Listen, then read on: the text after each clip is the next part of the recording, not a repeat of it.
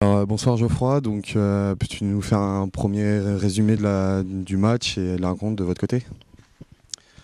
Un match assez équilibré en première mi-temps, un peu haché par les pénalités. Je crois qu'il y a beaucoup de buts, 3-3 à la mi-temps, beaucoup de buts sur supériorité mais aussi sur infériorité. Je crois que Rethel nous met 2 buts alors qu'on est en situation de supériorité en première mi-temps.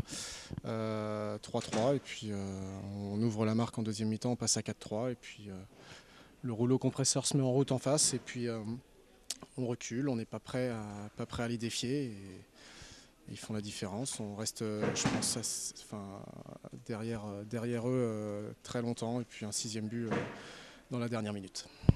D'accord, et qu'est-ce qui vous a manqué pour justement passer ce cap et récidiver la victoire de la fin de saison dernière chez eux justement? Un peu plus de rigueur en défense. Une fois qu'ils ont élevé l'intensité en deuxième mi-temps, je pense qu'on aurait dû faire bloc davantage. Et on s'est trouvé sur pas mal de situations désunies, ce qui fait que ça leur a laissé pas mal de situations de 3 contre 2 qu'on n'aurait pas dû laisser. Et puis davantage de confiance. L'équipe doit prendre confiance en elle. Il y a des joueurs de grosse qualité dans cette équipe. Il faut qu'on ait conscience qu'on est capable de faire autre chose, de battre Rethel chez lui et puis de faire quelque chose sur la Coupe d'Europe qui arrive la semaine prochaine. Et je pense qu'on se pose trop de questions. Ça se voit sur les 2 situations de supériorité numérique où on joue au petit bras et puis finalement on s'en prend 2 alors qu'on est en supériorité.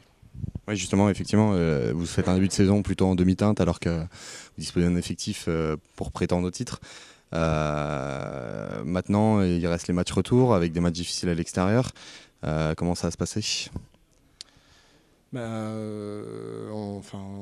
on va tourner la page du championnat pour une semaine puisqu'il y a le gros défi européen qui se présente à nous.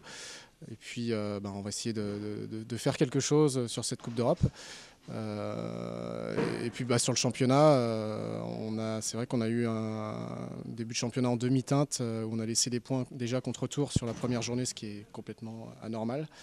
Et puis, on a eu quand même 3 déplacements difficiles à Grenoble, Villeneuve et Rethel.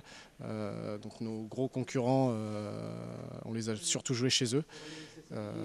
Sur les matchs retour, il faut espérer qu'on soit impérial chez nous et puis qu'on fasse le sans faute parce que là on est vraiment, on n'a pas le choix, quoi. Il va falloir faire le sans faute sur les matchs retour et puis sur la fin des matchs allés puisqu'il reste 2 journées.